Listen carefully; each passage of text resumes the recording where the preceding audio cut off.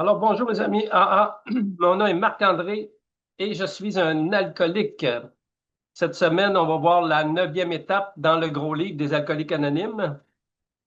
Et avant d'aller dans notre gros livre, on va faire un petit retour bref sur la huitième étape dans le 12-12 qu'on a vu la semaine dernière. La huitième qui dit, nous avons dressé une liste de toutes les personnes que nous avions lésées et nous avons consenti à réparer nos torts envers chacune d'elles. Alors, je vais faire un bref retour sur cette étape. On dit la huitième et neuvième étape touchent nos relations personnelles. Nous examinons d'abord notre passé pour tâcher d'y découvrir à quel moment nous avons été fautifs. Ensuite, nous nous appliquons fermement à réparer les torts que nous avons causés. Alors ça, c'est à la page 89. Et ensuite, toujours à la page 89, dans le 12-12, chaque membre des AA a compris qu'il ne peut guère progresser dans cette nouvelle façon de vivre sans faire d'abord un retour en arrière pour constater dans toute sa dimension l'ampleur des ravages humains qu'il a laissés dans son sillage. Ensuite, on va aller un peu plus loin dans l'étape qui nous dit, puisque la mauvaise qualité de nos relations avec les autres a presque toujours été la cause immédiate de nos malheurs, y compris notre alcoolisme, c'est certainement le champ d'examen qui devrait nous fournir les résultats les plus précieux et les plus satisfaisants. Alors là, on parle de la quatrième, de l'inventaire. On dit une réflexion calme et attentive sur nos relations peut nous aider à nous connaître plus en profondeur. Et à la page suivante, on dit, on va nous expliquer c'est quoi un tort. Nous pourrions ensuite nous demander ce que nous entendons par le terme léser d'autres personnes. Comment, en fin de compte, peut-on léser une autre personne? Pour définir ce mot d'une façon concrète, nous pourrions dire que c'est le résultat d'un conflit d'instinct qui cause chez les autres des dommages physiques, mentaux, émotifs ou spirituels. Alors, on peut s'approprier ça aussi envers soi-même, parce qu'on a vu dans le document de la quatrième étape, c'est écrit les ressentiments envers soi-même, les torts envers soi-même aussi. Ensuite, si je continue la lecture, par notre constante mauvaise humeur, nous incitons les autres à la colère. Par nos mensonges et nos tricheries, nous ôtons aux autres non seulement leur bien matériel, mais aussi leur sécurité émotive et la paix d'esprit. C'est comme si nous les invitions au mépris et à la vengeance. Par notre conduite sexuelle égoïste, nous pouvons susciter de la jalousie, de la détresse et un puissant désir de vengeance. Et tout ça, ça peut être associé à nous-mêmes, nous envers nous-mêmes. Ensuite, on va un petit peu plus loin. On dit à la page 94, après avoir soigneusement complété l'examen de toutes les sphères de nos relations humaines, dans le document de la quatrième, on parle de l'enfance, l'adolescence, la vie adulte, les relations affectives, les relations sexuelles, les institutions. Alors, dans toutes les sphères de notre vie, on va faire un inventaire. Ensuite, on dit, après avoir soigneusement complété l'examen de toutes les sphères de nos relations humaines et après avoir déterminé avec précision les traits de notre personnalité, alors les défauts de caractère, les faiblesses de personnalité qui blessaient ou dérangeaient les autres, nous pouvons maintenant commencer à fouiller notre mémoire pour identifier les personnes que nous avons offensées. Dans notre quatrième, on a vu qu'on va aussi loin que notre mémoire nous le permet. Ensuite, on dit, nous devrions évaluer avec soin chacun des cas en particulier. Nous voudrons nous en tenir à reconnaître nos torts tout en pardonnant le mal qui nous a été fait, imaginaire ou réel. Ensuite, on dit, à la fin de la quatrième, c'est le commencement de la fin de l'isolement avec nos semblables et avec Dieu. Alors ça, c'était le résumé de la huitième étape dans notre 12-12. Maintenant, on va aller voir notre neuvième étape, notre neuvième étape qui nous dit, nous avons réparé nos torts directement envers ces personnes partout où c'était possible, sauf lorsqu'en se faisant, nous risquions de leur nuire ou de nuire à d'autres. Alors, c'est ce qu'on va voir dans notre neuvième étape, dans le chapitre dans le chapitre à l'œuvre, à la page 86 du gros livre. Nous avons dressé cette liste au moment de notre inventaire et à cette occasion, nous nous étions soumis à un examen sévère. Maintenant, nous allons vers nos semblables dans le but de réparer le dommage fait dans le passé. Nous tentons de réparer les dégâts que nous avons causés en voulant imposer nos volontés et diriger nous-mêmes le spectacle. Hein, la page 68 et 69 dans le gros livre. Le grand dirigeant de cette scène qui veut diriger tous les acteurs, la chorégraphie, les lumières, la volonté déchaînée. Ensuite, on dit, si nous n'avons pas la force de le faire, nous prions jusqu'à ce qu'elle nous soit donnée. Souvenez-vous qu'il est entendu au début que nous ne reculerions devant rien pour vaincre l'alcool, hein, dans notre méthode. C'est écrit dans notre méthode. Ensuite, on dit, pour l'instant, nous tentons de mettre de l'ordre dans notre vie. Cela ne constitue cependant pas une fin en soi. Notre but véritable est de nous préparer à nous mettre en état de servir le plus possible Dieu et les personnes qui nous entourent. Alors, si le mot Dieu te dérange un peu, prends puissance supérieure à nous-mêmes, tout simplement. Puissance supérieure. Ensuite, on dit, il est rarement sage en revenant vers un individu encore affecté par les injustices que nous lui avons fait subir, de lui annoncer que nous sommes désormais tournés vers la religion ou la spiritualité ou la foi. Dans la reine, cela équivaudrait à foncer sans penser aux conséquences. Un petit peu plus bas, la page 87, il sera plus intéressé par notre démonstration de bonne volonté, hein, d'honnêteté, d'ouverture d'esprit, que par le récit de nos découvertes spirituelles. Il ne s'agit cependant pas d'un prétexte pour échapper à la peur de parler de Dieu ou de notre foi. Nous sommes prêts à nous exposer. Nous sommes prêts à exposer nos convictions avec tact et bon sens quand c'est utile. Hein, quand c'est utile, c'est quand notre intuition va nous dicter que c'est le bon moment, que je peux m'adresser à cette personne-là, que je peux lui parler de mon cheminement spirituel. C'est toujours une question de discernement. C'est ce qu'on va découvrir. On dit, la question de notre démarche auprès de quelqu'un que nous avons détesté va surgir à son heure. Ensuite, on dit, avec une personne qui nous est antipathique, nous devons tout de même prendre sur nous. Il est plus difficile d'aller vers un ennemi que vers un ami, mais cela nous rapporte davantage. Nous abordons alors l'autre dans un état d'esprit, d'aide et de pardon. Nous avons notre inimitié passée et exprimons nos regrets. Alors, on exprime nos erreurs passées et on exprime nos regrets, tout simplement, sans rentrer dans les détails, sans justification. Je t'ai blessé, je m'excuse, tout simplement. Ce n'est pas nécessaire de raconter toute l'histoire. Nous évitons à tout prix de critiquer cette personne ou de discuter avec elle. Nous lui disons simplement que nous ne pourrons pas surmonter notre problème d'alcool tant que nous n'aurons pas fait notre possible pour mettre de l'ordre dans notre passé. Alors, oui, Bill explique ça, mais on a vu un petit peu plus tôt que ce n'est pas nécessaire non plus de parler soit de la religion, soit de notre problème d'alcool. Ce n'est pas une nécessité. Si ton intuition te dit d'en parler, parle-en. Mais si ton intuition te dit de ne pas lui expliquer pourquoi exactement tu le fais, parce que tu as un problème avec l'alcool, tu n'es pas obligé de le faire. Le discernement est important.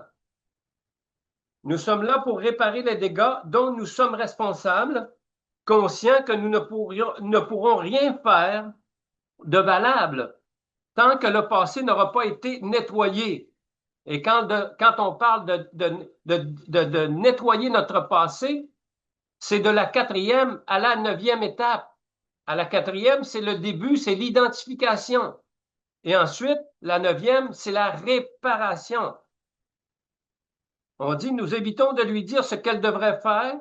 Seuls nos torts à nous sont mentionnés, jamais les siens. Si nous parlons avec calme, franchise et sans rien cacher, les résultats seront satisfaisants. On dit, 9 fois sur 10, l'inattendu se produit. Notre interlocuteur avoue parfois ses propres fautes et l'inimitié vieille de plusieurs années s'efface en une heure. Il ne faut cependant pas s'en faire si quelqu'un nous chasse de son bureau.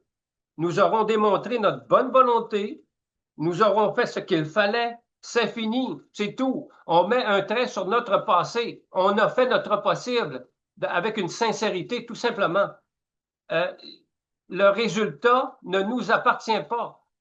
La réaction de l'autre ne nous appartient pas non plus. Ce qui est important, c'est que je mette de l'ordre dans ma vie, que je mette je devienne ma conscience en paix, tout simplement. On dit, la plupart des alcooliques doivent de l'argent. Nous ne cherchons pas à échapper à nos créanciers. Nous leur expliquons avec objectif, sans faire de manière au sujet de notre alcoolisme.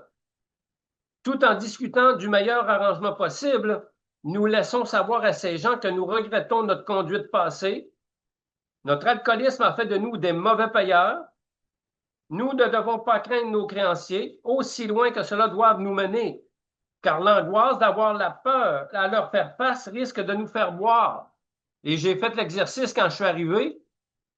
J'avais beaucoup de dettes et mon parrain m'avait suggéré de faire la liste de tous mes créanciers, du plus petit au plus grand, de les appeler. J'ai tout appelé mes créanciers et je leur ai avoué ma situation et chaque créancier m'a attendu avec une promesse de leur donner un petit montant et c'est comme ça que j'ai effacé ma dette avec quelques années d'abstinence. Alors, il y a plusieurs manières de réparer, on va le voir. Ensuite, on dit à la page 89, bien que nous puissions réparer cet art d'innombrables façons, certains principes généraux peuvent nous guider et nous rappelant que nous avons décidé d'aller aussi loin qu'il le faudrait pour vivre une expérience spirituelle. Nous demandons que nous soit donnée la force et la lumière nécessaires pour faire ce qu'il faut, quelles que soient les conséquences pour nous. Alors, nous demandons la force et la lumière. Ça ne vient pas de Marc-André, la force et la lumière. Je ne l'avais pas la force, je n'avais pas le courage. Ça doit venir de ma puissance supérieure. Ensuite, on dit, cela peut signifier la perte de notre emploi ou notre réputation ou même l'incarcération. Mais nous sommes prêts à tout, il le faut. Nous devons reculer devant rien. En général, d'autres personnes sont mêlées à notre histoire. Nous prenons garde de ne pas jouer le rôle de martyr. Hein, l'apitoiement, pauvre petit Marc-André, fais pitié. Hein, je nourrissais ça dans mon esprit. Il a été placé dans des foyers, hein, la violence et tout ça. Alors on dit, nous prenons garde de ne pas jouer le rôle de martyr qui, dans un geste aussi précipité qu'inconsidéré, sacrifierait inutilement les autres pour échapper au piège de l'alcoolisme. Nous connaissons un homme qui s'était remarié à cause de l'alcool et par ressentiment, il ne payait pas de pension alimentaire à sa première femme. Elle était furieuse, elle s'est présentée à la cour et l'a fait incriminer. Il avait commencé à vivre selon nos principes. À la page 90, on dit, nous lui avons suggéré d'envoyer à sa première femme une lettre dans laquelle il admettait ses fautes et demandait pardon. Il a envoyé la lettre en y ajoutant une petite somme d'argent.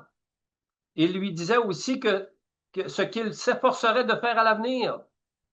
Il ajoutait qu'il serait prêt à aller en prison si elle y tenait. Bien sûr, elle a renoncé à ses poursuites et la situation est depuis longtemps rentrée dans l'ordre.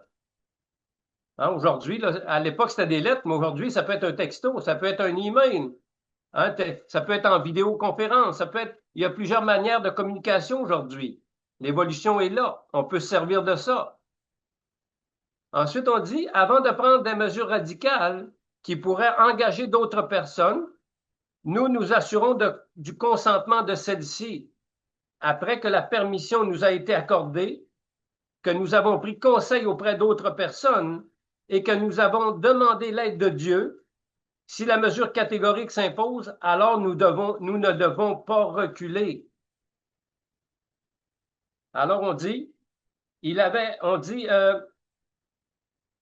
Cela nous fait penser à l'expérience de l'un de nos amis, du temps où il prenait un verre. Il avait accepté sans donner de reçu une somme d'argent d'un homme d'affaires et rival qu'il détestait. Par la suite, il a nié avoir reçu l'argent et s'est servi de cet incident pour discréditer son ennemi. Alors, pour le rabaisser, le mépriser, le rendre coupable de sa propre faute. C'est ça qu'il essayait de faire. Il essayait de rendre son ami coupable alors que c'est lui qui l'était. Il utilisait donc ses propres méfaits pour détruire la réputation d'un autre homme. Et effectivement, son rival fut ruiné. Il avait le sentiment d'avoir causé un tort qu'il serait incapable de redresser. Après avoir consulté sa femme et son associé, il en vint à la conclusion qu'il valait mieux prendre tous ces risques que de se tenir pour coupable de cette diffamation devant son Créateur. Il a constaté qu'il devait s'en remettre à Dieu quant à l'issue de cette affaire, sinon il recommencerait à boire et tout serait perdu de toute façon. Ensuite, on dit, il est probable que nous ayons des problèmes de ménage. Peut-être entretons-nous avec les femmes des relations dont nous préférons que la nature soit pas connue. Après quelques années aux côtés d'un alcoolique, une femme s'use, devient amère et incapable de communiquer. Comment pourrait-il en être autrement? Le mari ou le conjoint commence à se sentir seul et à s'apitoyer sur son sort. Il se met à chercher quelque chose d'autre que l'alcool dans les boîtes de nuit ou d'autres endroits du même genre. Et là, on parle de l'homme, mais ça peut être aussi bien à l'inverse, la femme. Hein, il y a autant d'hommes, de femmes qui peuvent avoir des relations extra-conjugales. On dit, quelle que soit la situation, nous devons généralement faire quelque chose pour la corriger. Si nous sommes certains que notre femme ne sait rien, devons-nous lui dire tout ce qui se passe? Pas nécessairement. Certes, nous devons avouer nos fautes. Elle peut cependant insister pour avoir tous les détails. Elle voudra savoir qui est l'autre femme et où elle habite. Nous considérons qu'il vaut mieux répondre que nous n'avons pas le droit de mêler une autre personne à nos problèmes de couple, que nous regrettons ce que nous avons fait et que si Dieu le veut, cette situation ne se présentera pas. Nous ne pouvons pas faire plus. Nous n'avons pas le droit d'aller plus loin. Notre mode de vie n'est pas à sens unique. Il est aussi bon pour la femme que pour le mari. Si les hommes sont capables d'oublier, les femmes le peuvent aussi. Toutefois, il vaut mieux ne pas révéler inutilement l'identité d'une personne sur qui, par la suite, notre femme pourrait décharger sa jalousie. On dit chacun pourrait prier en pensant surtout au bonheur de l'autre. N'oubliez jamais que vous traitez avec le plus terrible des sentiments humains, la jalousie, qui est un défaut de caractère, qui est une faiblesse de personnalité. En général, il vaut mieux attaquer stratégiquement le problème et éviter l'affrontement. Même si nous connaissons pas ces problèmes, même si nous ne connaissons pas ces complications chez nous, il y a beaucoup à faire dans nos relations familiales. Parfois, un alcoolique vous dira que la seule chose qu'il a à faire est de ne pas boire. De toute façon, s'il buvait, il n'aurait pas de foyer. Mais il doit faire beaucoup plus encore pour réparer cet tort envers sa femme ou ses parents qu'il a tant malmené pendant des années. La patience de certaines mères et de certaines femmes d'alcooliques dépasse tout entendement. Et un des traits de caractère qui ramène souvent l'alcoolique à la rechute, la culpabilité. Ma conscience n'est pas en paix, je traîne un boulet de culpabilité et le boulet est tellement lourd que souvent ça va nous ramener à la bouteille. Ensuite, un petit peu plus bas, on dit, l'alcoolique est comme un ouragan qui ravage la vie des autres sur son passage. Il brise des cœurs, détruit de tendres relations, déracine des affections, son égoïsme, hein, Bill il nous l'a dit, l'égoïsme et l'égocentrisme, croyons-nous, sont la source de tous nos problèmes. Et Bill nous décrit l'égoïsme, c'est le ressentiment, et l'égocentrisme, c'est l'apitoiement.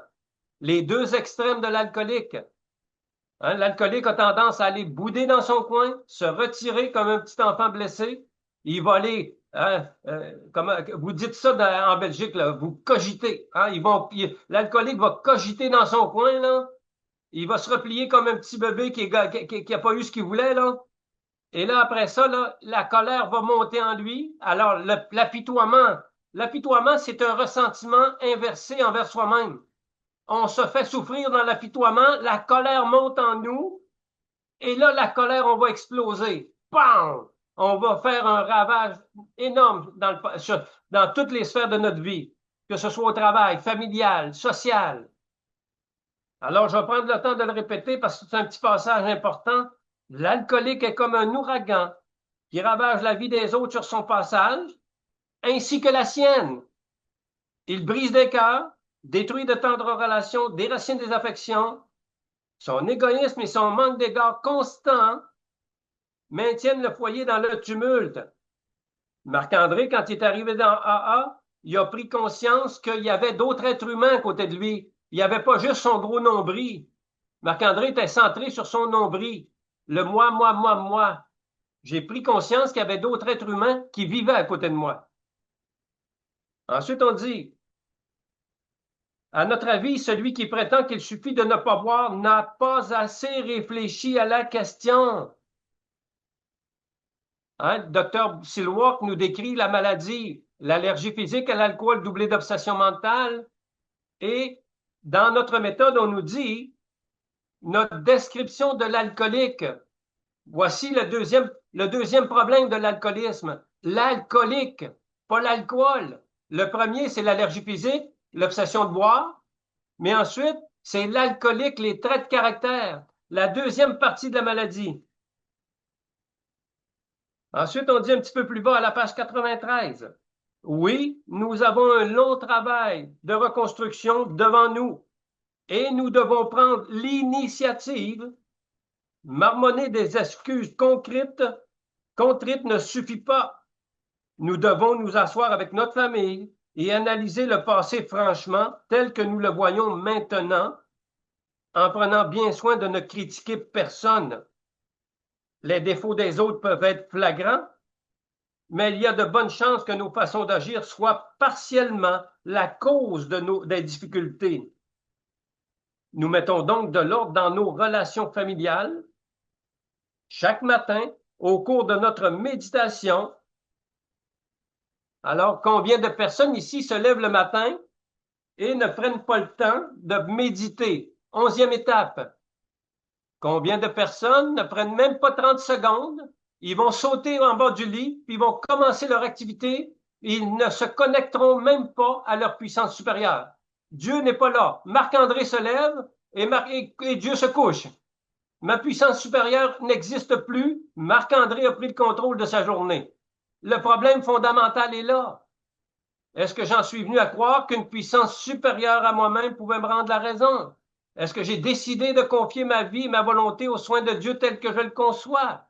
Si oui, ben chaque matin, au cours de notre méditation, pas 1/2, 1/2, c'est de la demi-mesure. Alors, les demi-mesures ne nous ont rien donné. Chaque matin, au cours de notre méditation, nous demandons à notre Créateur de nous enseigner la patience, la tolérance, la bienveillance et l'amour. Alors, si tu ne le demandes pas, tu n'auras pas ça, là. Tu vas rester dans tes défauts de caractère. Tu vas nourrir le négatif en toi. Alors, je dois demander à Dieu qu'il me donne ça chaque matin. On dit à la page 94, la vie spirituelle n'est pas une théorie, nous devons la vivre. Qu'est-ce que ça veut dire? Ça veut dire la mettre en pratique, la pratiquer à chaque matin. J'ai beau me répéter, mais je dois le mettre en application. Simplement, vivre un principe spirituel, c'est le mettre en application. Ensuite, on dit, nous devons éviter de leur parler constamment de spiritualité. Ils y viendront à leur heure. Nous prêcherons mieux par notre façon d'agir que par nos paroles. Nous devons nous rappeler que 10 ou même 20 années d'alcoolisme actif peuvent rendre sceptique à peu près n'importe qui. Certains torts peuvent être impossibles à redresser complètement. Dans ce cas, si nous sommes vraiment sincères dans nos intentions, nous ne devons pas en faire un problème. lorsque, par exemple, nous ne pouvons entrer en contact direct avec les personnes en cause, nous leur écrivons une lettre, un texto, un email, hein, avec la manière de communiquer aujourd'hui. J'ai perdu le point, oui. Il peut arriver aussi que nous ayons une raison valable de remettre nos excuses à plus tard, mais si cela est possible, nous ne prenons pas de retard. Hein, Bill nous l'a dit, tout retard est dangereux pour un alcoolique. Et la tendance de l'alcoolique à rationaliser puis à remettre à plus tard, c'est un défaut de caractère. Ça peut être dangereux. Ensuite, on dit, sans tomber dans la servilité, ni nous montrer grincheux. Alors, la servilité, ça veut dire un comportement servile, un esprit de basse soumission. Hein? Dans notre méthode, on dit se soumettre complètement à ce simple programme. Alors, si je reste dans la servilité, je vais me soumettre, mais pas tant que ça. Oh oui, le mode de vie, ouais, je suis bien prêt à prendre une, deux, trois étapes, mais le reste, je vais mettre ça de côté. Alors, c'est de la complaisance, c'est de la rébellion, c'est de la résistance. Il y a beaucoup, dans la servilité, il y a de la mesquinerie. Hein, une certitude, on dit une certitude trop étroite, la conviction d'avoir la raison, la vérité absolue. Alors, c'est des traits de caractère. Ensuite, on dit sans tomber dans la servilité, ni nous montrer grincheux. Il y en a-tu ici qui sont grincheux par moment où ça leur est arrivé? Il y en a une sur le lot, c'est bon. Il y en a une qui est honnête. Ah bon, OK. Ah, il y en a deux. On est trois. Ah, il y en a un qui sourit, on est quatre. Un quatrième qui sourit. Cinq. Ah, j'en vois un sixième. Ah, OK. OK, on va prendre le temps de poser la question. Revenons à nos moutons. On dit, nous tâchons d'agir avec empathie, tact, bienveillance et humilité. À titre d'agent de Dieu, page 70 du gros livre. Hein, il est l'employeur et nous sommes ses agents. Nous nous tenons debout et nous ne rampons devant personne. Ensuite, on dit, si nous sommes sérieux et appliqués dans les efforts que demande cette phase de notre évolution, alors les promesses, hein, ces promesses-là, c'est les promesses de la 9e étape. Et dans chaque étape, dans chaque chapitre, il existe des promesses lorsque je réponds à la condition. Parce que dans A, on dit que la seule condition pour être membre, c'est un désir d'arrêter de boire. Mais pour atteindre le réveil spirituel tant attendu, c'est rempli de conditions dans chaque étape. Si je remplis certaines conditions, je vais connaître un réveil spirituel. Ensuite, on dit, si nous sommes sérieux et appliqués dans les efforts que demande cette phase de notre évolution, nous serons étonnés des résultats, même après n'avoir parcouru que la moitié du chemin. Nous connaîtrons une nouvelle liberté et un nouveau bonheur. Nous ne regretterons pas plus le passé que nous ne voudrons l'oublier. Nous comprendrons le sens du mot sérénité et nous connaîtrons la paix, la plus belle et la plus grande promesse pour un alcoolique désordonné, confus, rempli de peur, rempli de haine, de colère. C'est une des plus belles promesses. Et si tu doutes que c'est impossible de calmer ton esprit, quand j'entends ça souvent par les alcooliques, ma tête n'arrête pas, mes pensées n'arrêtent pas. Si tes pensées n'arrêtent pas, c'est sûrement que Dieu est absent. Lorsque Dieu est absent dans ma tête, dans mon esprit, les pensées s'arrêtent. C'est la barrière entre mes pensées folles d'alcoolique et la présence de Dieu. Alors, la paix d'esprit, la sérénité, ça existe vraiment. C'est un but à atteindre. Allez voir la page 122 dans le 12-12, le réveil spirituel. C'est une promesse. Ensuite, on dit, si profonde qu'ait été notre déchéance, nous verrons comment notre expérience peut profiter aux autres. Nous perdrons le sentiment d'être inutiles et cesserons de nous apitoyer sur notre sort. Ça aussi, ça m'a été enlevé. L'apitoiement, le ressentiment. Oh, quel cadeau! Mettant nos propres intérêts de côté, nous nous intéresserons davantage à nos semblables. Nous ne serons plus tournés exclusivement vers nous-mêmes, vers notre nombril. Désormais, nous envisagerons la vie d'une façon différente. Page 122 du 12-12 d'expérience spirituelle. La crainte des gens et de l'insécurité financière disparaîtra. Notre intuition, et je rajoute notre intuition spirituelle, la forme spirituelle, la présence de Dieu dans notre vie, notre intuition nous dictera notre conduite dans des situations qui auparavant nous déroutaient. Soudain, nous constaterons que Dieu fait pour nous ce que nous ne pouvions pas faire pour nous-mêmes. Est-ce que ce sont là des promesses extravagantes? Nous ne le croyons pas. Ces promesses se réalisent parmi nous parfois rapidement, parfois lentement, mais elles se matérialisent toujours si, à condition que nous travaillons dans ce sens. Alors, la référence pour ce petit passage-là, là, c'est que parfois rapidement, parfois lentement, à la page 633-634, l'expérience spirituelle, on nous l'explique que pour certaines personnes, ça va être subi, d'autres, ça va être par progrès spirituel. Mais il y en a qui peuvent le vivre comme ça, rapidement, à l'instant même. Parce que Bill l'a écrit aussi. Puis c'est vous le découvrir maintenant. Ensuite, ça, c'est la fin de notre 9e étape dans notre gros livre, hein, qui dit nous avons réparé nos torts directement vers ces personnes, partout où c'était possible, sauf lorsqu'en se faisant, nous risquions de leur nuire ou de nuire à d'autres. Alors, c'était notre 9e étape. La semaine prochaine, 9e étape dans le 12-12.